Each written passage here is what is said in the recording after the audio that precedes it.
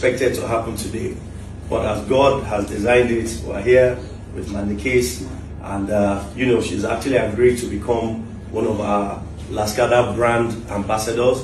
Lascada, Lagos State Kicks Against Drug Abuse.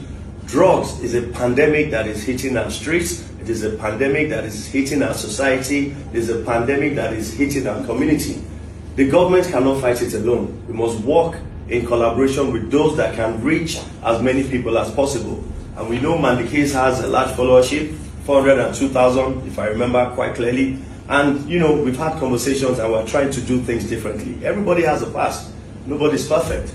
But again, as a brand ambassador to Lagos State Kicks Against Drug Abuse, we hope Mandikiss will be able to reach the nooks and crannies, you know, of Lagos to assist us in fighting this pandemic. So the powers conferred on me, make her one of our brand ambassadors.